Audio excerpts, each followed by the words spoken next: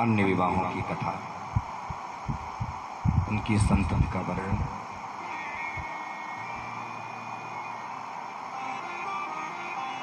आगे कथा में हम सभी श्रवण करेंगे।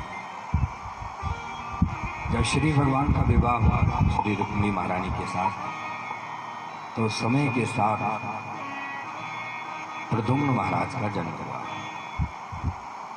अब ये प्रद्युम्न महाराज हैं कौन?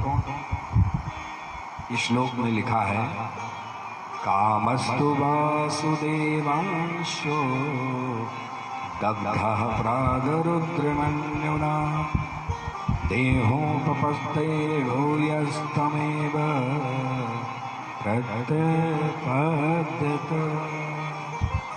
तो ये कौन है? कामस्तु वासुदेवांश, वासुदेव के अंश काम ही है प्रद्युम्न जी। कामस्तु वासुदेवांशो, यानी कृष्ण के पुत्र प्रद्युम्न जी महाराज कौन है? साक्षात कामदेव। अब इसके पीछे भी कथा है। ये सौभाग्य कैसे प्राप्त हुआ? कृष्ण का बेटा बनने का सौभाग्य। और वो काम जिसने भोलेनाथ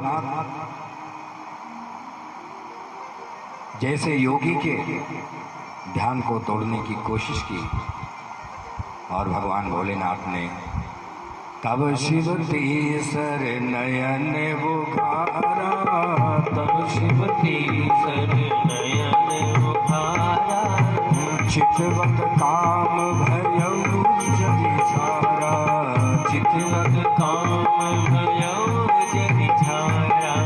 कामदेव, ये भगवान भोलेनाथ क्यों क्रोधित हो गए कामदेव के ऊपर? ये उस समय की बात है जब श्री सती जी ने योगाग में अपने शरीर को भस्म कर लिया और हिमाचल के घर में पार्वती के रूप में उनका जन्म हुआ। देवर्षि नारद ने उनके घर जाकर के हिमाचल से कहा कि ये जो आपकी पुत्री है, इसके लिए संसार में कोई वर नहीं है, एक ही वर है, वो है भोलेनाथ। और इसके अलावा यदि इसका विवाह किसी से करने की कोशिश की तो विवाह पूरा नहीं। इसलिए जो काम पूरा ना हो उसमें हाथ ही मत डालो। तब श्री नारद जी के निर्देशानुसार, श्री नारद जी के मार्गदर्शन में माता भवानी ने कठोर तप किया भोलेनाथ को पाने। कैसा तप किया? नित नित नव चरण उपजे अनुराग, नित नव चरण उपजे अनुराग, बिसरे दे तपहि मान लागा, बिसरे दे तपहि मान लागा। कछु दिन भोजन बारी बतासा, कछु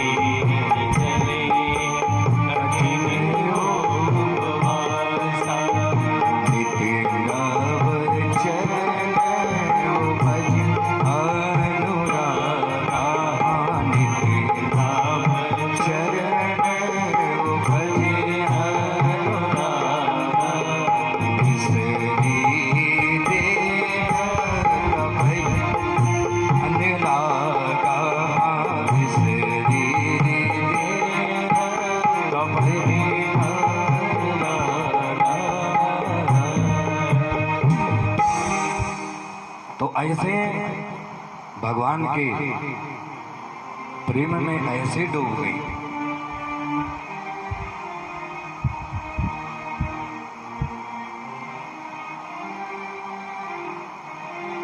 ऐसे प्रेम में डूब गई, नित नव चरण उपजे अनुराग। भगवान भोलेनाथ के चरणों में नित्य अनुराग उत्पन्न हो रहा। देह की सुध बुध भूल गई। जब आपको सब कुछ याद आ रहा है तो गोविंद कहाँ से याद आए? उसको याद करने के लिए तो सब कुछ भूलना पड़ता है, तब वो याद आता है। और कैसे कितना कठोर तप किया, कछ दिन भोजन भारी बतास, और कछ दिन चले कठिन उपवास। कभी जल और वायु पी करके रहती, बाद में उसको भी छोड़ देती। 3000 वर्ष तक जमीन पर गिरे हुए सूखे पत्ते को खाया। और फिर क्या हुआ? आकाशवाणी हुई, भयउ मनोरथ सफल तब सुन गिरिराज कुमार, अपरिहरि दुसह कलेश सब अब मिली है त्रिपुरा। तुम्हारा तब पूरा हुआ। जब तुम्हारे पिता हिमाचल तुम्हें लेने के लिए आ जाएं तो जिद मत करना, प्रेम पूर्वक घर चली जाए। अब भोलेनाथ तुम्हें अवश्य मिले। और भोलेनाथ को जब सूचना मिली तो सप्त ऋषियों को भेजा माता भवानी की परीक्षा ली। और माता भवानी परीक्षा में बिल्कुल उत्तीर्ण हो गई। ये कथा सब श्री रामचरितमानस में विस्तार से लिखा हो, लेकिन आज हमको भागवत पूरा करना है। मैं आपको एक कथा संक्षेप में बता रहा हूँ, बहुत विस्तार से कथा लिखी है भगवान भोलेनाथ। सप्तऋषियों ने उन्हें बरगलाने की कोशिश की। अरे आपके लिए बैकुंठ से वर हम लेकर के आए, आप भोलेनाथ के चक्कर में कहाँ पड़ी हो? एक स्त्री को संभाल नहीं पाए, देखो पता नहीं क्या हो गया, जल मरी आग में। और ऐसे व्यक्ति को तुम पुनः चुनने जा रहे हो जिसकी एक पत्नी पहले से जल करके मर गई। क्या तुम्हें अपने भविष्य की फिक्र नहीं है? तब माता भवानी ने कहा कि जन्म कोटि लगी रगर हमारे, और भरऊं शंभु नत रहूं कुंवारी। चाहे करोड़ों जन्म ही क्यों ना लग जाएं,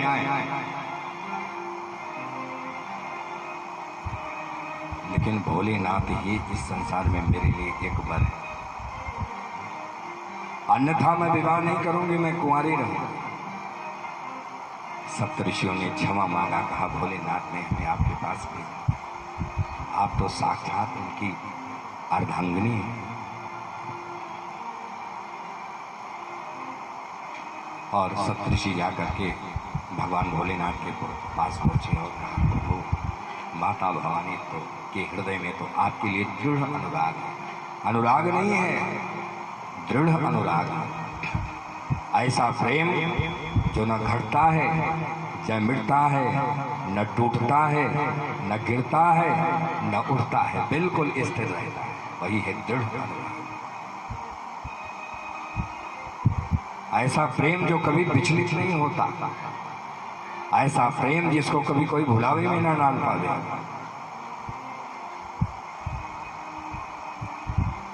तो भोलेनाथ इतने आनंदित हुए भवानी का प्रेम देख करके, उनको समाधि लग गई। एक तारकासुर नाम का राक्षस था, वो बहुत अत्याचार फैलाया था। सारे देवता ब्रह्मा जी के पास जाकर के पहुंचे, महाराज समाधान बताइए, इसने तो नाक में दम कर दिया है। कहा वोलेनाथ के अंश से पुत्र का जन्म होगा और वही तारकासुर के वध का हेतु बनेगा। इसलिए भगवान भोलेनाथ को विवाह के लिए राजी करो। का विवाह तो उनका होने वाला है? कहा नहीं। भोलेनाथ इस समय इतने आनंदित हुए कि उनको समाधि लग गई अब पहले तो उनकी समाधि तोड़ा जाए, तभी तो विवाह की बात सामने आएगी। तो अब कौन गले में बांधे घंटी बिल्ली के? भोलेनाथ की समाधि को भंग करना कोई हंसी खेल तो है नहीं। कोई देवता आगे नहीं आया, तब कामदेव आया। कामदेव ने सोचा कि यदि मेरी मृत्यु भी क्यों ना हो गई और संसार के कल्याणार्थ इस शरीर का उपयोग हो गया, तो मरना तो एक दिन जो नहीं चाहता है उसको भी मरना पड़ता है। बोलो, कोई चाहे कि मैं ना मरूं तो नहीं मरेगा क्या? फिर भी मरना पड़ेगा, बिना मरे फुर्सत नहीं। ये तो ध्रुव सत्य है। और इसको जानते हुए भी लोग जीवन में ऐसे ऐसे कार्य करते हैं, जानते हैं कि एक दिन सब कुछ छोड़ के जाना है। अरे शरीर अपने लिए जिया तो क्या जिया साहब।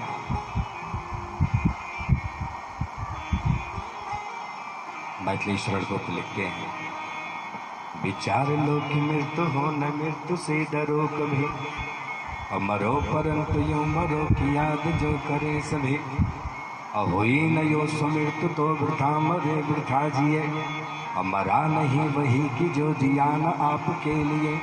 और यही पशु प्रवृत्ति है कि आप ही चरे, मनुष्य है वही की जो मनुष्य के लिए मरे। ये जीवन अगर किसी के काम आ जाए, अपने दुख में रोने वाले मुस्कुराना सीख ले, और तू किसी के दर्द में आंसू बहाना सीख ले। यदि आपका जीवन किसी के काम नहीं आया तो एक दिन आप ये जान लेना कि जिंदगी ऐसी ही होने वाली है कि दुनिया भी आपके काम आने वाली है। एक टिट फॉर टैट का नियम है, जैसा ये संसार के साथ करोगे क्रिया की प्रक्रिया, हमने साइंस में पढ़ा है, एकदम वही लौट करके वापस आ जाता है। जो कुछ बोगे वही काटना है। आप बबूल का पेड़ धका धक लगाते चले जा रहा हो, रात में सपना देख रहे हो बहुत बढ़िया फल आएगा आम का, तो ऐसा होगा क्या? ऐसा नहीं। जो आज तक बोया है उसका हिसाब किताब, और जो आगे बोने जा रहे हो उसका हिसाब किताब, ये सब हिसाब किताब भगवान को देना है, पाई पाई पाई। इसलिए जीवन में वो कमाइए जन्म जन्मांतरों तक आपका वो साथ है। ये संसार में दो ही काम आपको करना है। पहला है भगवान के नाम का गुणगान, जप है, कीर्तन है, भजन है, जो भी आप कर सकते हैं, पहला काम। लेकिन केवल इतने से काम नहीं चलेगा। ये संसार क्या है? ये संसार है भगवान का बगीचा, और हम आप कौन हैं? इस बगीचे के माली। भगवान ने आपको धरती पर क्यों भेजा? अहंकार पूर्ति के लिए नहीं भेजा, मटर गश्ती करने के लिए नहीं भेजा, बहुत बड़ा आदमी बन करके संसार पर हुक्म चलाने के लिए नहीं भेजा। किस लिए भेजा? माली बन जाओ, धरती पर जाकर माली बन जाओ। नहीं साहब हम तो मालिक बनेंगे। भगवान कहता मालिक तुम नहीं, मालिक मैं हूँ। फिर से याद कर लो ये पहाड़ा, मालिक तुम नहीं, मालिक मैं हूँ। और मालिक बहुत लोगों ने बनने को कोशिश की। रावण आया, सिकंदर आया, कुंभकर्ण आया, कितने आए, हिरण्यकशिपु आया, सब मालिक बनना चाहते थे। और मालिक बनते बनते ऐसी दुर्गति करा करके गए दुनिया में। आज उनको कोई पूछने वाला, तो ऐसा काम करो कि लोग पूछे नहीं पूछे, और तभी हो सकता है जब आपका जीवन कुछ दूसरों के भी काम आए। इसको प्रयास करिए, अपने मन को समझाइए। मन तो नहीं मानेगा, थोड़ा समझाना पड़ेगा, थोड़ा सा अपने आप को झुकाना पड़ेगा, और तभी संसार की सेवा हो सकती है। सेवा करने के लिए अहंकार को गलाना पड़ता है, तभी सेवा हो पाती है। तो जीवन में इस मार्ग पर चलने की कोशिश करिए, प्रयास करिए। क्यों? मधुबन खुशबू देता, मधुबन खुशबू देता, मधुबन खुशबू देता है। सागर सावन देता है, मधुबन खुशबू देता है। सागर सावन देता है, जीना उसका जीना है, जीना उसका जीना है, जो औरों को जीवन देता है, मधुबन खुशबू देता है, मधुबन खुशबू देता है। चलती है लहरा के पवन की सांस सभी की चलती रहे,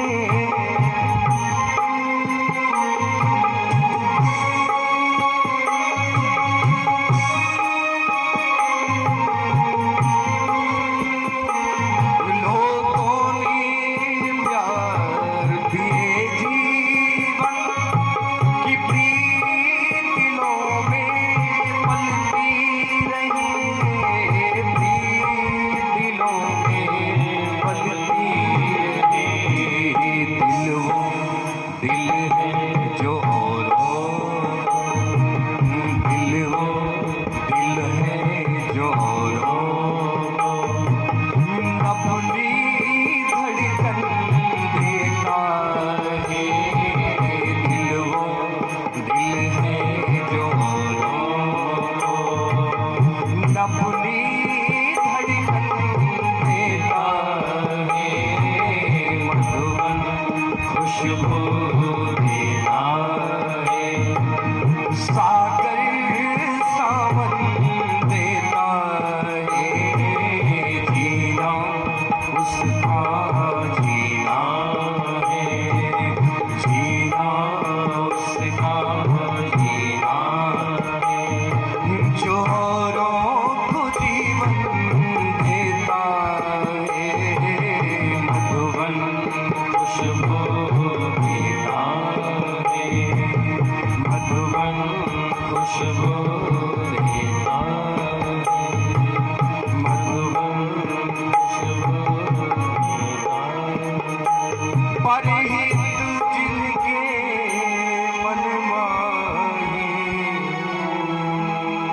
जिनके हृदय में परहित भरा होता है, उनको संसार में कोई चीज दुर्लभ नहीं है। उन्हें संसार की सारी भी अलग वस्तुएं प्राप्त होती, क्योंकि परमात्मा उनका रखवाला होता है, परमात्मा उनको देने वाला। तो यह कामदेव ने सोचा कि जीवन यदि श्रेष्ठ कर्म में लग गया तो जीवन सार्थक हो गया, और कामदेव ने भगवान भोलेनाथ की समाधि को भंग करने का प्रयास किया। कैसे किया? अपने धनुष पर अपने 5 बाणों को रखा और आम्र के झुरमुट में बैठ गया, और सर्वप्रथम उसने ऐसा काम का वातावरण उत्पन्न किया।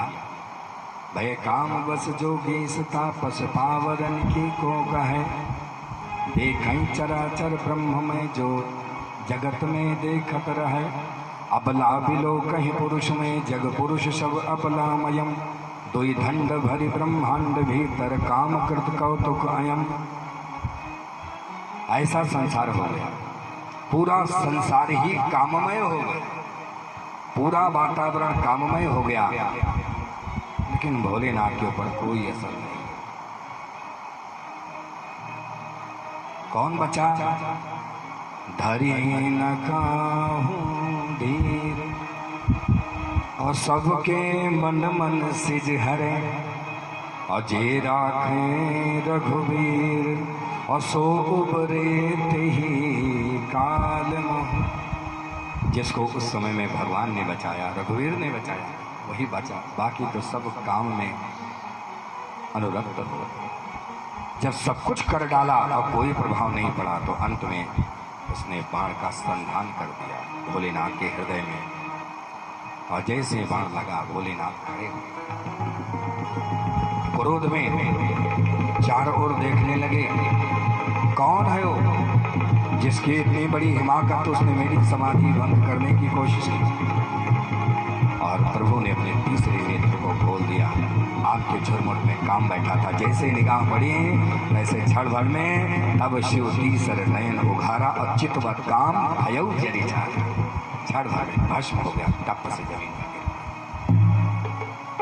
तब पत्नी रोती हुई रती आई, प्रभु मेरा क्या होगा। तब भोलेनाथ ने आशीर्वाद दिया, देवी तुम्हारा पति संसार में सबको अनंग व्यापेगा, प्रभु कुछ और कृपा करें। तो कहा, देवी कृष्ण तनय हुई है पति तोरा, कृष्ण तनय हुई है पति तोरा, वचन अन्यथा होई न मोरा, वचन अन्यथा होई न मोरा, कृष्ण तनय हुई है पति तोरा, कृष्ण तनय हुई है पति तोरा। तो भैया ये मेरा वचन अन्यथा होने वाला नहीं है, कृष्ण के पुत्र के रूप में तुम्हें तुम्हारा पति पुनः प्राप्त हो। तो भैया वही श्लोक में लिखा है, कामस्तु वासुदेव मानसो दग्धा प्राग रुद्र मंदिना एहूं उपपत्ति भूयस्तमे प्रत्यपद्यते। आज ही प्रद्युम्न का जन्म हुआ, और देखिए जैसे जन्म हुआ तैसे एक राक्षस आ गया, उसका नाम है शंबरासुर, और पुरुषूतिका गृह से प्रद्युम्न को उठाया और ले जाकर के समुद्र में फेंक दिया।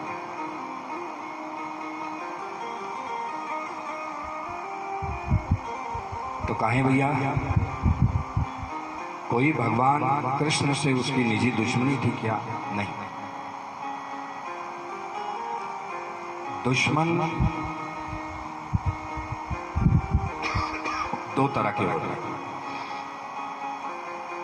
जो शत्रु होते हैं वो दो तरह के होते हैं। एक होते हैं कारण वाले शत्रु,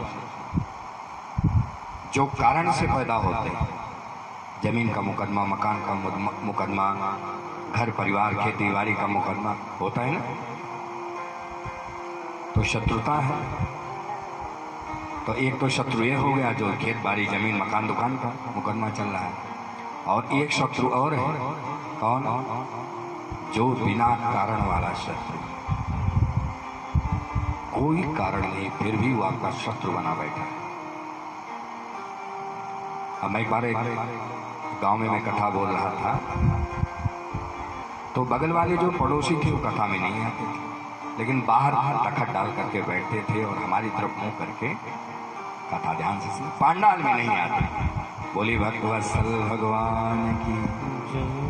तो मैं समझ गया कोई बात होगी, इसलिए मंच से मैंने कोई टिप्पणी नहीं की। बाद में सुबह में टहल रहा था तो जैसे हमको दिखाए प्रणाम किया, फिर मैंने पूछ लिया कि भाई आप पांडाल में क्यों नहीं आते बाबा? कहने लगे महाराज क्षमा करें। तो हमने कहा कोई बात है क्या? बाबूजी के परिवार से कोई बात है क्या? तो कहा नहीं कोई बात नहीं है। तो हमने कहा कि फिर आप क्यों नहीं आते कथा? हमने कहा कोई मुकदमा लड़ाई झगड़ा कोई कुछ तो होगा। कहा नहीं कुछ नहीं महाराज, ये आदमी हमें नहीं पसंद। बोली भक्तवत्सल भगवान की। अरे हमने कहा कुछ तो कारण। कहा कोई कारण नहीं महाराज जी, ये बिल्कुल हमारी आंख के सामने आ जाता है तो हमारी बीपी हाई हो जाती है। इसको कार से उतरते देखता हूं तो फिर दिमाग ऐसा घूम जाता है कि क्या करता है। तो भैया कौन है? ये है बिना कारण वाले शत्रु। कारण कोई नहीं, शत्रुता पाले बैठे। और एक तीसरे नंबर वाले भी हैं भैया, ईर्ष्या वाले शत्रु, आपकी बढ़ती हुई प्रभुता, इनसे देखिए आपका बढ़ता हुआ वैभव इनको अच्छा नहीं। अरे भैया आप ईर्ष्या क्यों करते हो? जो वो बन रहा है तुम भी बन जाओ। किसी ने आपको रोक रखा है क्या? ना आपको हाथ पकड़ रखा है। जो परमात्मा ने हाथ उसको दिया वही आपको भी दिया, जो पैर उसको दिया वही आपको दिया, जो दिमाग उसको दिया वही आपको, सब कुछ तो जो उसको दिया वो आपको दिया, तो आप भी बन जाओ। ईर्ष्या नहीं करना चाहिए। ईर्ष्या आदमी को उसी तरीके से खा जाती है जैसे कपड़े को कीड़ा। ईर्ष्या मत करो। बोली वृंदावन बिहारी लाल की। तो भैया ले जा करके फेंक दिया प्रद्युम्न जी महाराज को, और एक मछली के पेट में पहुंच गए और मछुआरों ने मछली को पकड़ के ले जा करके शंबरासुर के ही घर में, शंबरासुर ने ही समुद्र में फेंका था, और उसी के घर में मछुआरों ने ले जा करके उस मछली को दे दिया। और मछली का जब पेट फाड़ा गया तो प्रद्युम्न जी महाराज निकले छोटे से बालक के रूप में। अब उस घर में जो रसोइया थी, एक स्त्री थी जो भोजन पकाने का कार्य करती थी शंबरासुर के घर में, उसका नाम था मायावती। वो भोजन पकाने का काम करती थी। उस बच्चे को जब उसका पेट फाड़ा गया मछली का, तो प्रद्युम्न जी महाराज को निकाला, उसको नहलाया धुलाया और सुंदर सा वस्त्र पहनाया और गोंद में लेकर के ऐसे ऐसे खिलाने लगी। छोटा सा बच्चा है ना, तो खिलाएगी, जो खिला रही थी। और देवर्षि नारद गए नारायण नारायण नारायण श्रीमन नारायण नारायण शीश मुकुट मकरा शीश मुकुट मकरा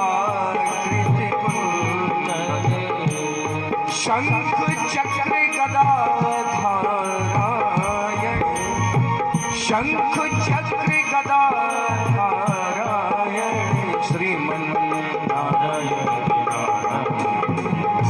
नारायण श्रीमन नारायण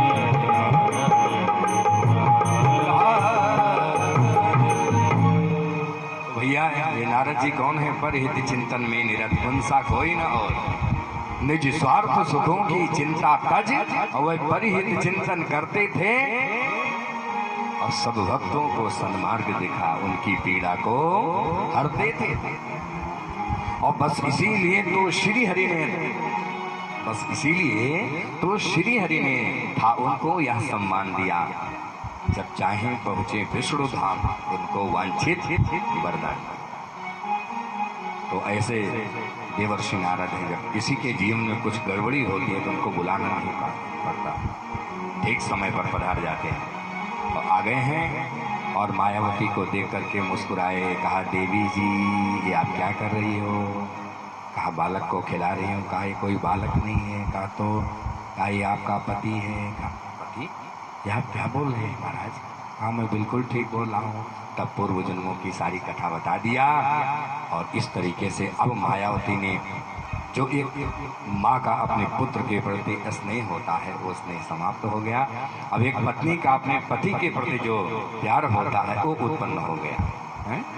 इस तरीके से प्रद्युम्न जी महाराज बड़े हुए और मायावती ने, उसको तमाम विद्याओं का ज्ञान था, तंत्र की विद्याएं, मंत्र की विद्याएं, सब विद्याएं उसे पता थी।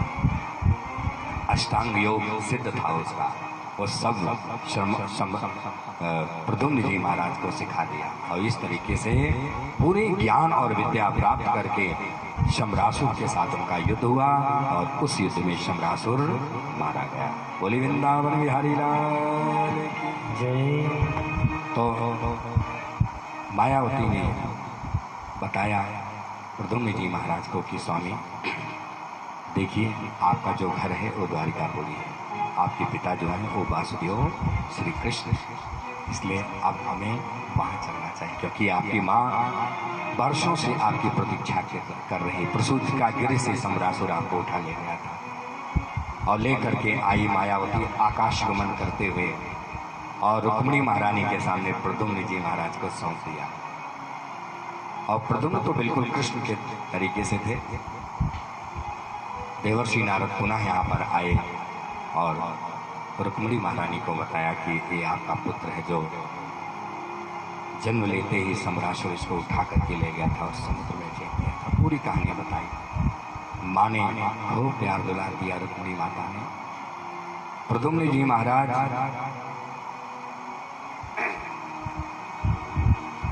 भगवान कृष्ण के समान ही बलशाली थे। उनके जैसा रूप, उनके जैसा रंग, सब कुछ उनके जैसा था। अब कार्य भी उनके जैसा ही किया।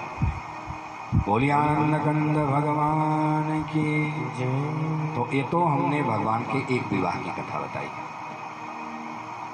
अब भगवान के दूसरे विवाह की कथा सुन करिए। एक सूर्य का भक्त था जिसका नाम था सत्राजित। सूर्य भगवान उसकी उपासना से प्रसन्न होकर के उन्होंने एक मणि उसको प्रदान किया।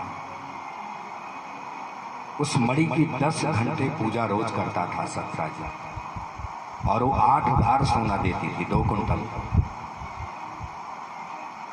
और एक बार उस मणि को अपने गले में लटकाए सत्राजित भगवान की सुधर्मा सभा में जाकर के पहुंचे। भगवान चौसर खेल रहे थे बैठ करके, और सामने से आता हुआ जब सत्राजित दिखाई पड़ा, उसकी जो मणि थी, क्योंकि सूर्य की दी हुई मणि थी, तो बिल्कुल चमक रही थी, सूर्य की तरीके से चौंधिया रही थी। तो सबने कहा कि अरे प्रभु, ये देखो सामने सूर्य देव आ रहे हैं। कहा सूर्य देव नहीं, ये सत्राजित है। सत्राजित पास में आकर के पहुंचा तो भगवान ने कहा देखो, एक चमक दमक दुनिया को दिखाना, हमको मत दिखाना। और ये जो तुम्हारे गले में मणि है ना, इसको उग्रसेन के खजाने में जमा कर दो। इससे संसार में तुम्हारा मान बढ़ेगा, सम्मान बढ़ेगा, तुम्हें कीर्ति प्राप्त होगी। भगवान ने बहुत समझाया, लेकिन सत्राजित नहीं माना और उसने मणि देने से मना कर दिया। देखो भगवान का एक स्वभाव है। भगवान कौन है? देने वाले। वो लेते नहीं, देते हैं। आप उनकी उपासना करते हैं तो आपको देते हैं, लेकिन भगवान कभी कभी भक्तों से मांगते भी। भगवान मांगते भी। कहाँ मांगा? मागी नावन केवट आना, मागी नावन केवट आना, कहूँ तुम्हार परम में जाना, कहूँ तुम्हार परम में जाना। देखो भगवान गए थे और केवट से मांगा था ना नाव, मागी नाव ना। और केवट ने क्या किया था? भगवान को नाव दिया कि नहीं दिया? प्रभु आपको देंगे, आप अपने चरणों को धुला लीजिए, फिर नाव में बैठिए। भगवान की खूब सेवा किया और अंत में नाव में बैठाया और ले जाकर के उस पार उतार दिया। भगवान ने नाव मांगा था और केवट ने नाव दिया था, तो इसका फल क्या मिला? इसलिए भगवान जब मांगे तो इनकार नहीं करना चाहिए। और हुआ क्या? बोली वृंदावन बिहारी लाल की शंकर।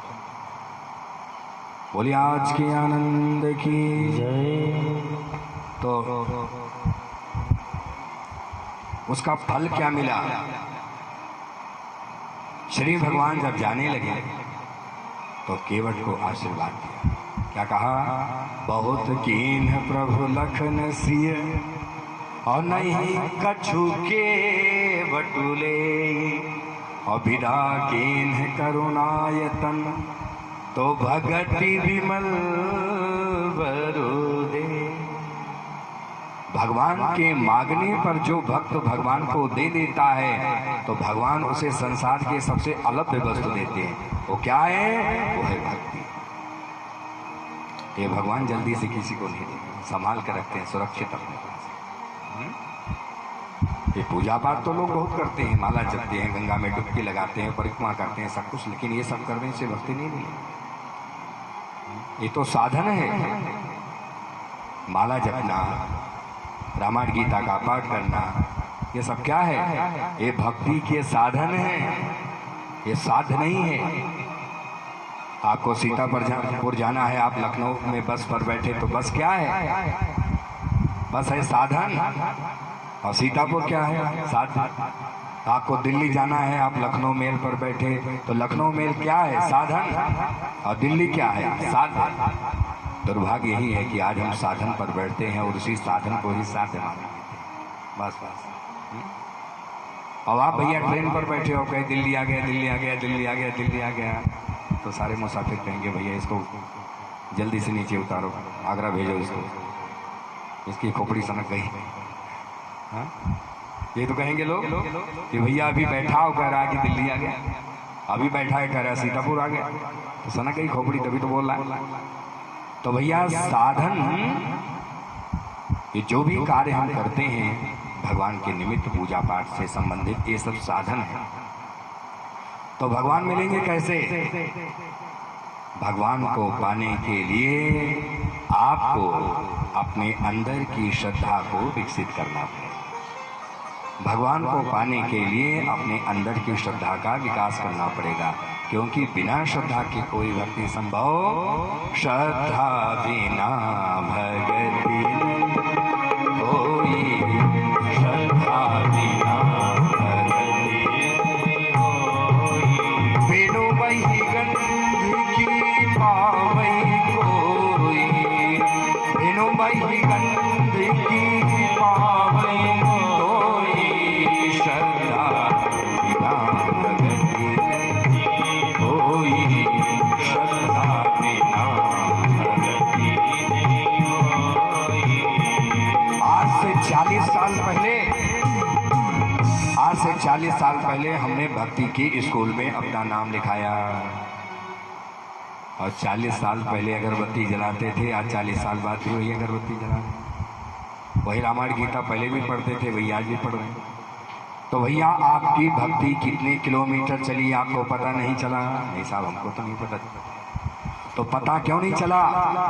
पता इसलिए नहीं चला क्योंकि गाड़ी में होता है मीटर, होता है ना, मोटरसाइकिल में मीटर होता है, कार में मीटर होता है, हवाई जहाज में मीटर होता है, सब चीज़ में मीटर लगा होता है। और ये मीटर आपको बताता रहता है कि आप जिस पर बैठे हुए हैं ये कितने किलोमीटर तक अभी आपको पहुंचाया और कितना किलोमीटर अभी बाकी, ये मीटर बताता रहता है। तो भैया आज तक हमको नहीं पता चला हमारी भक्ति कितने किलोमीटर चली है। क्यों? क्योंकि भैया मीटर नहीं लगा। ये मीटर क्या है? इसी मीटर का नाम है श्रद्धा। भवानी शंकरो बंदो श्रद्धा विश्वास रूपिणो, याभ्याम बिना नपस्तंति सिद्धा स्वास्थानस्तमीश्वरम। जिसके जीवन में श्रद्धा नहीं है तो समझ लेना उसके जीवन में भक्ति नहीं है। जिसके जीवन में भक्ति नहीं है तो उसके जीवन में भगवान। तो श्रद्धा को विकसित करें, श्रद्धा को बढ़ाएं। बोलिए आनंद कंद भगवान की जय, वृंदावन बिहारी लाल की जय।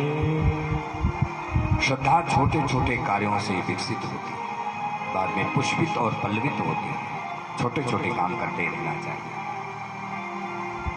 कि जब तक भगवान के सामने दीपक नहीं जला देंगे तब तक चाय नहीं पिएंगे, जब तक भगवान के सामने बैठ करके एक माला का जप नहीं कर लेंगे तब तक भोजन नहीं करेंगे। यहाँ से होगी श्रद्धा की शुरुआत। और यदि जीवन में ऐसे नियम बन पाते हैं तो धीरे धीरे करके वो भी दिन आ जाता है जब रामकृष्ण परमहंस के हाथों का भोजन काली माता स्वीकार करती है। ये सब इंसान थे हमारी आपकी तरीके से, ये भगवान नहीं थे, इंसान थे, और इंसान ही भगवान बन गया। बोली वृंदावन बिहारी लाल की जय। तो भैया ये श्रद्धा ही वो है जो भगवान तक पहुंचाती है। तो इनकार कर दिया और सत्राजित मणि लेकर पहुंच गया अपने घर और मणि को गले से उतारा और पूजा वेदी पर रख दिया। बस उसका भाई आया, छोटा भाई प्रसेन, और मणि को उठा लिया और गले में धारण किया, घोड़े पर बैठा जंगल में शिकार करने पहुंच गया। और बस भैया जंगल में क्या हुआ कि एक शेर ने उसके ऊपर अटैक कर दिया और उसको मार के खा गया। आप शेर मांस भक्षी है, वो मणि भक्षी तो है, मांस खा लिया, मणि छोड़ दी। बस जामवंत जी उधर से गुजर रहे थे, जब देखा शेर के पास मणि पड़ी हुई है और जैसे मणि के लिए हाथ लपका है तैसे शेर ने उनके ऊपर भी अटैक कर दिया और जामवंत जी ने शेर को उसी वक्त काम खत्म कर दिया और मणि को उठाया और गुफा में ले गए और अपनी बेटी जाम्बवती को मणि समर्पित कर। कहा बेटी तुम इसको खेलो। अब उन्हें क्या पता ये इतनी बहुमूल्य मणि है, 10 घंटे पूजा होती है, 2 कुंटल सोना देती है, उन्हें क्या पता, वो तो सोचे ऐसे ही खेलने वाली चीज होगी। और भैया मणि दे दिया। और यहाँ देखिए जब प्रसेन लौट करके शाम तक नहीं आया तब उसको ढूंढा जाने लगा। जंगल जंगल, गांव गांव, नगर नगर बहुत ढूंढा गया, कहीं नहीं मिला। तब सत्राजित को याद आया कि कल मैं भगवान की सुधर्मा सभा में गया था और भगवान ने मुझसे मणि मांगी थी और मैंने इनकार कर दिया था। इसका मतलब है कि मणि मैंने कृष्ण को नहीं दिया तो कृष्ण ने उस मणि को जबरदस्ती मेरे भाई को मार करके हासिल कर दिया। मेरे गोविंद को कलंक लग गया। ओहो, चारों तरफ लोग कहने लगे कृष्ण ऐसा तो नहीं कर सकते, लेकिन ऐसा कैसे हो? तो जल से पतला कौन है, कौन भूमि से भारी, कौन अगन से तेज है, कौन काजल से कारी। किसी ने प्रश्न किया संत से, तो संत ने जवाब दिया कि जल से पतला ज्ञान है और पाप भूमि से भारी, और क्रोध अगन से तेज है, कलंक काजल से कारी। ये कलंक जो है भैया भगवान ना करे किसी के जीवन में लग जाए। ये ऐसा है ना कि अगर कलंक एक बार लग गया, इस दामन पर यदि एक बार दाग लग गया तो इसके लिए आज तक कोई साबुन नहीं बना है जो उस दाग को धो सके। बनाए क्या? इसलिए दामन को सदैव बचाते रहो, हमेशा बचाते रहिए। नहीं होगा क्या? ये होगा कि आप बहुत बुरे थे, बाद में बहुत अच्छे बन गए, महापुरुष बन गए, सब लोग माला पहनाने लगे, आपकी आरती करने लगे, पूजा करने लगे। और जब आप समाज के बीच में आएंगे तो कुछ लोग कहेंगे भैया आप तो महापुरुष बन गए हैं, देखो माला पहनाए जा रहे हैं। लेकिन यही वो आदमी है जिसने आज से 20 साल पहले क्रोध में आकर अपने पड़ोसी की जान ले ली थी। ये कलंक आज तक नहीं धुल गया क्या? आज तक लोग आपको कहते हैं कि भैया 20 साल पहले अपने पड़ोसी का मर्डर कर दिया था। तो इसलिए भाइयों बहनों, कलंक से जीवन में अपने आप को बचाते रहना चाहिए। देखिए गोविंद को कलंक लग गया तो अपने गुरु के पास जाकर के पहुंचे और गुरु के चरणों का वंदन किया और गुरुदेव से कहा कि गुरुदेव बताइए कलंक मुझे क्यों लगा? कहा कन्हैया मुझे लगता तैने चौथ का चंद्रमा देख लिया होगा। कहते हैं चौथ का चंद्रमा देख लो तो कलंक लग जाता है। हमें लगता है कि तैने चौथ का चंद्रमा देख लो। अच्छा एक काम करो कि जो कलंक लगा है सबसे पहले इसे धुलने का प्रयास करो। कैसे? यदि तुम्हारी जीवात्मा साफ है, देखिए गुरु जी ने कितनी बड़ी बात कही, यदि तुम्हारी जीवात्मा साफ है तो तुम्हें कोई गंदा नहीं कर सकता। जो तुम्हारे करीब आएगा वो जल जाएगा, तुम्हारी आत्मा का ताप उसे जला देगा। विश्वास है यदि तुम्हारी जीवात्मा साफ है, और जीवात्मा ही गंदी है तो भैया बोली वृंदावन बिहारी लाल की। तो इसलिए भैया आप सबसे पहले पता लगाओ। और भगवान गोविंद 2 4 6 लोगों को साथ में लिया, घोड़े पर बैठ गए और निकल गए। और बाद में पता चला कहाँ जंगल में शव पड़ा हुआ था, कुछ थोड़ा सा बचा था, बाकी सब शेर ने खा लिया।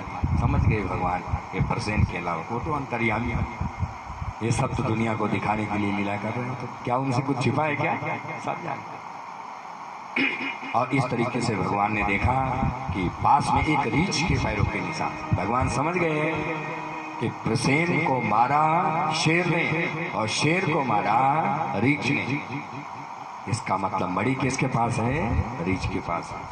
तो भगवान ढूंढने लगे कौन है। एक गुफा दिखाई पड़ी, उसी गुफा में प्रवेश किया तो जामवंत जी बैठ के माला जप रहे थे और पास में जाम्बवती उस मणि को खेल रही थी। भगवान ने कहा ये देखो मणि यहाँ पड़ी है, हम ढूंढ रहे हैं चारों। जाम्बवती से कहा कि आप इस मणि को हमको दे दीजिए। वो दौड़ करके गई, पिताश्री ये देखो ये कौन आया है मुझसे मणि मांग रहा है। जामवंत जी ने माला वाला सब धर दिया, खड़े हो गए। कौन हो तुम? इस गुफा में घुसने की हिमाकत कैसे की? और यदि मणि चाहते हो तो सबसे पहले मुझसे युद्ध करो। भगवान ने कहा स्वामी और सेवक का युद्ध नहीं होता। कहा स्वामी? कौन स्वामी कौन सेवक? कहा मैं आपका स्वामी, आप मेरे सेवक। जामवंत ने कहा भांग खा रखा है क्या? अरे कैसे तुम मेरे स्वामी हुए? भगवान ने कहा भी थोड़ी देर में पता चल जाए। एक ये मणि आप ले लीजिए, मुझसे युद्ध करना पड़ेगा और युद्ध में यदि तुम मुझे पराजित कर सको तो मणि ले जाओ। और 28 दिन तक युद्ध चला और 28वें दिन एक घूंसा लगा और मुंह के बल गिरे। बस उनको याद आ गया ये कौन है जो अभी कह रहा था कि मैं स्वामी। चरणों में गिर पड़ेगा, श्री राम श्री राम मुझे क्षमा कर दो, मुझे क्षमा कर दो। ये घटना कहाँ से उत्पन्न हुई? रावण को मार करके जब भगवान अयोध्या वापस आए तो भगवान ने सबको कुछ दिया और जामवंत जी मुंह लटकाए बैठे थे। भगवान ने कहा अरे भैया तुम्हें कुछ नहीं चाहिए क्या? कहा प्रभु जो चाहिए पता नहीं आप दे पाओगे कि नहीं। अरे भगवान ने कहा मांगो तो सही। तो कहा प्रभु क्या बताएं, रावण के कुटुंब में कोई ऐसा महाबली नहीं था। रावण को एक धक्का मारा तो रथ समेत धराशायी हो गया। कोई मुझसे टकराने वाला नहीं और इतने बड़े युद्ध में आज तक मेरी इच्छा पूरी नहीं हुई युद्ध करने की। भगवान ने कहा तो बताओ तुम चाहते क्या हो? कहा बस एक ही चाहिए प्रभु कि कोई महाबली मिल जाता लड़ने के लिए। तो भगवान ने कहा तो ये इच्छा तो मैं तुम्हारी मैं कैसे पूरा कर दूं? अब तो सब कुछ हो गया है। मैं मर्यादा पुरुषोत्तम हूँ, अब तो मैं राजगद्दी पर बैठ गया हूँ और अब तो मैं आज्ञा कैसे दूं? कहा प्रभु आज्ञा देने की जरूरत नहीं है, क्या बस मेरी इच्छा पूरा कर दीजिए। भगवान ने कहा आप बात को स्पष्ट करिए। कहा प्रभु इस इतने बड़े महायुद्ध में कोई बलशाली दिखाई नहीं पड़ा और आपके समान सोचता हूँ आपसे ही दो हाथ हो जाए तो मजा आ जाए। अरे भगवान ने कहा मुझसे? अरे मैं मर्यादा पुरुषोत्तम हूँ, तुमसे युद्ध करूँगा तो रामायण लिखी जाएगी, तो ये चरित्र भी लिखा जाएगा। भगवान अपने भक्तों की ये भी इच्छा पूरा करते हैं। तो नहीं अभी नहीं, मैं तुम्हें वचन देता हूँ, वादा करता हूँ कि रामावतार में नहीं कृष्णावतार में तुम्हारी इच्छा पूरा करूँगा। जब मणि का कलंक लगेगा तो कृष्ण के रूप में मैं तुम्हारे सामने आऊँगा और युद्ध होगा और मेरे हाथों के हस्त प्रहार से जब तुम अचेत हो जाना तो समझ लेना सामने श्री राम जी खड़े हैं। आज हस्त प्रहार हुआ तो चरणों का वंदन किया। तो ऐसे ही भैया हमारे भगवान बोले वृंदावन बिहारी लाल की, बोले रामचंद्र भगवान की जय। तो दाता एक राम भिखारी सारी दुनिया, दाता एक राम भिखारी सारी दुनिया, राम एक देवता पुजारी सारी दुनिया, पुजारी सारी दुनिया, दाता एक राम जी भिखारी सारी दुनिया, दाता एक राम जी। नाम का प्रकाश जब नंदरी जगाएगा, राम का प्रकाश जब अंदर जगाएगा, प्यारे श्री राम का दर्शन पाएगा, प्यारे श्री राम का दर्शन पाएगा, दर्शन पाएगा। ज्योति से जिसकी हो, ज्योति से जिसकी बलिहारी सारी दुनिया, बलिहारी सारी दुनिया, दाता एक राम भिखारी सारी दुनिया, दाता एक राम, नाम एक देवता पुजारी सारी दुनिया, पुजारी सारी दुनिया, दाता एक राम भिखारी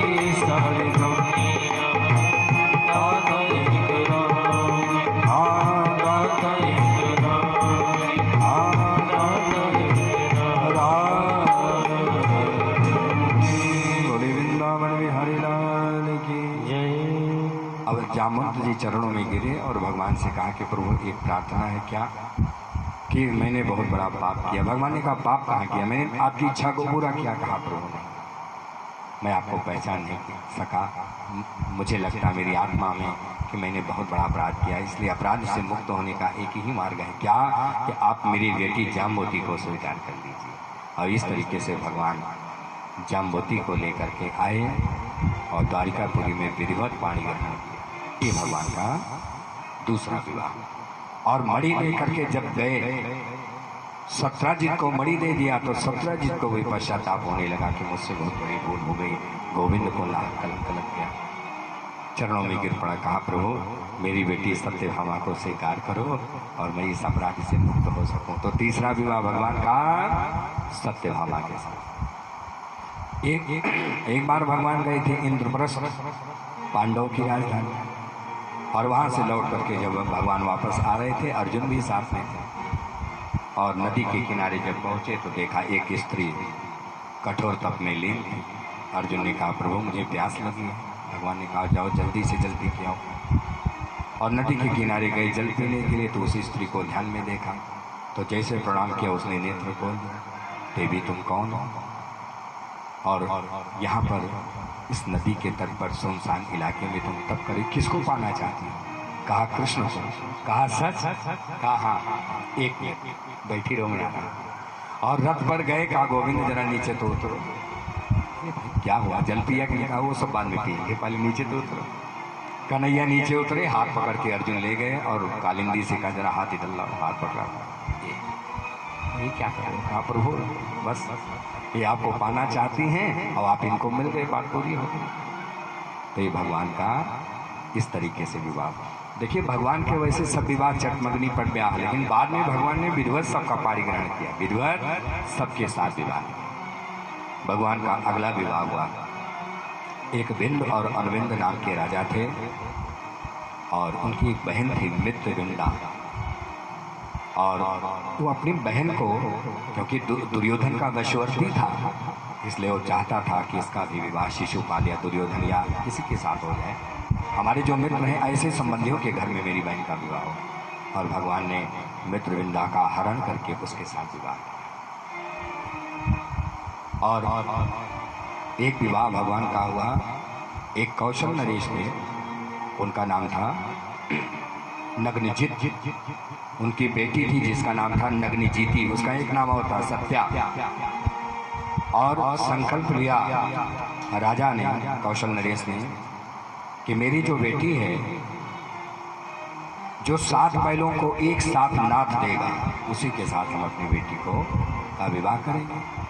बड़े बड़े राजा महाराजा गए, सब वापस आ गए। अंत में गोविंद को पता चला, द्वारिकाधीश गए, 7 बैलों को एक साथ नाथ लिया। इस तरीके से नग्नजीति को स्वीकार किया और आए द्वारिकापुरी में विधिवत पाणिग्रहण किया। ऐसा भगवान की जल्दी जल्दी विवाह हुए, चटमगनी पट ब्याह वाले।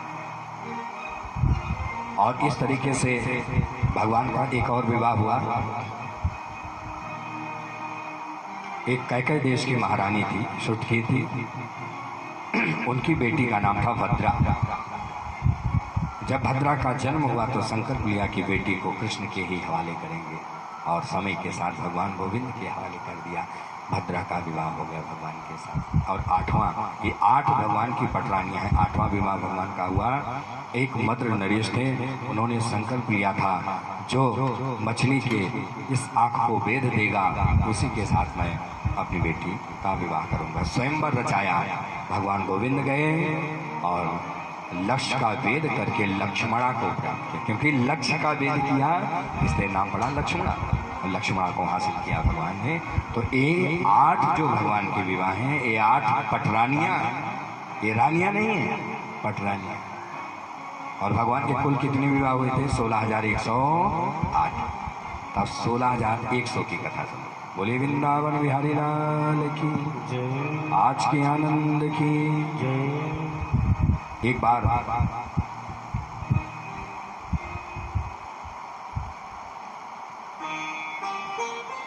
एक राजा था जिसका नाम था भौमासुर, एक पृथ्वी का पुत्र। इसने अदिति का कुंडल और वरुण का छत्र चुरा लिया। और जब भगवान को पता चला तो भगवान गरुड़ पर बैठकर सत्यभामा को साथ लेकर के भगवान आए और भवासुर का कल्याण कर दिया।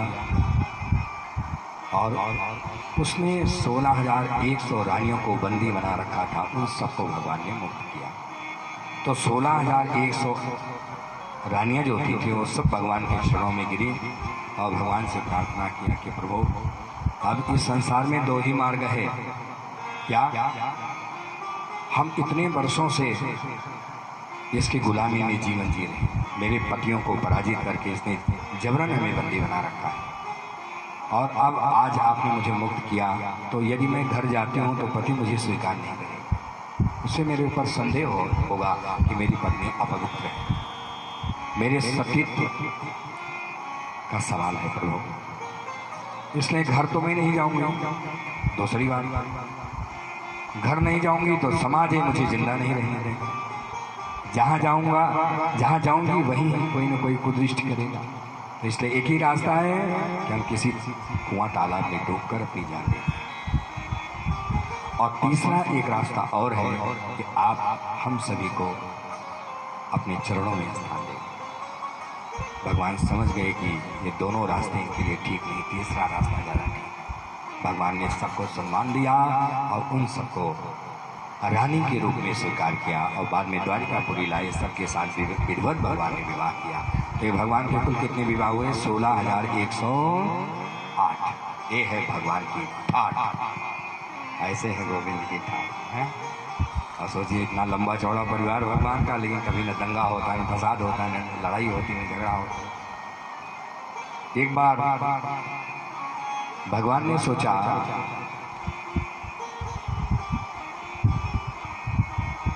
बोलिए आनंद कंद भगवान की जय। भगवान ने सोचा कि हमारी सभी रानियां तो बहुत अच्छी हैं, भोली हैं, सत्यभामा कभी कभी रूठ जाती हैं, लेकिन आज तक रुक्मिणी कभी नहीं रूठी, जरा आज देखता हूँ। तो रुक्मिणी के सामने भगवान ने कुछ ऐसे प्रश्न किए जिससे वो अचेत हो गई और फिर बाद में जलवल छिड़का, तब जाकर के होश में भगवान से कहा कि प्रभु आज आपने जो प्रश्न किया है वो प्रश्न आप दोबारा नहीं करना। तो भगवान ने क्या क्या प्रश्न किया था मैं प्रश्न नहीं बताऊंगा, मैं केवल उत्तर बताऊंगा। बोली वृंदावन बिहारी लाल की, क्योंकि एक बार प्रश्न बताऊं फिर उत्तर बताऊं तो इसमें समय बर्बाद हो, केवल उत्तर सुनते जाइए। कहा प्रभु आपने कहा कि आपके जन्म का कोई ठिकाना नहीं, कोई कहता है कि देवकी मथुरा में जन्म लिए, कोई कहता गोकुल में जन्म। और वो पहले ये तो सोचिए कि आपका जन्म कहाँ होता है? आप तो अवतार लेते हैं। बोली वृंदावन बिहारी लाल की भगवान अवतार लेते हैं। विप्र धेनु सुर संत हित लीन मनुज अवतार और निज इच्छा निर्मित तनु माया गुण गोपाल। तो प्रभु आपका अवतार होता। दूसरा प्रश्न आपने किया कि आपके माता पिता का पता नहीं। प्रभु आपके माता पिता का कहाँ से पता होगा जब संसार के माता पिता आप ही हैं? तो मैं वो माता पिता तो आप तो संसार के माता पिता हैं। अब ये आपकी कृपा है कि आप किसी के पुत्र बन जाते हैं और उसको अपना पिता बनने का सौभाग्य दे देते हैं। ये आपकी कृपा उस व्यक्ति के ऊपर है कि आप किसी के पुत्र बन जाते हैं, उसे अपनी माँ बना लेते हैं। तो चाहे देवकी हो चाहे यशोदा हो, इन दोनों को आपने सौभाग्य बनाया। बाकी आपका माता पिता बनने का कौन ऐसा सोच सकता है? आप तो जगत की माता पिता हैं। बोली वृंदावन बिहारी लाल की। और आपने कहा कि आप सुंदर नहीं हैं, आप काले हैं। अरे प्रभु काले हैं तब इतने दिल वाले हैं। ये जो गोपिकाएं हैं पागल हो गई, ये किशोरी राधा रानी पागल हो गई। और सोच लीजिए, अरे अदाओं ने मारा, ये गोविंद हमारे कैसे हैं?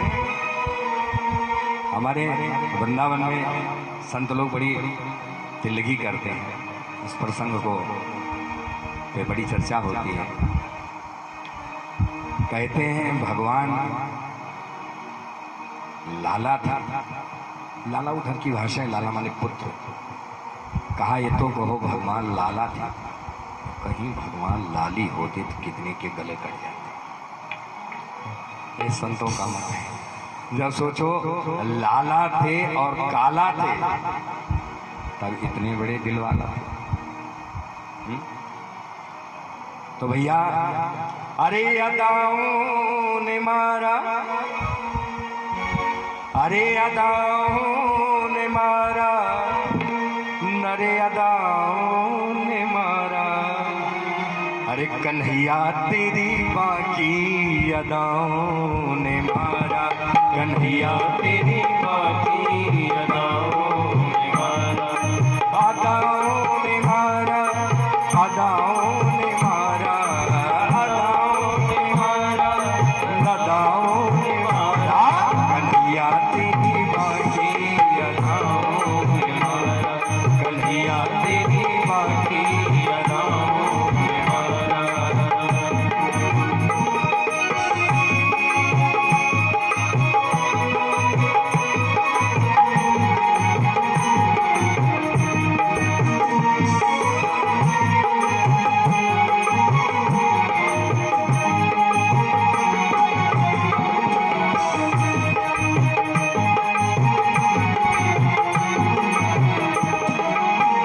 मोर मुकुट पीतांबर धारी, मोर मुकुट पीतांबर धारी, संग विराजे राधा प्यारी, संग विराजे राधा प्यारी, बरसे अधर रस, बरसे मधुर रस, बरसे अधर रस, बरसे मधुर रस, बरसे अमृत धारा, कन्हैया तेरी बाकी अदाओं ने मारा, कन्हैया तेरी बाकी अदाओं ने मारा, अदाओं ने मारा, अदाओं ने मारा, अदाओं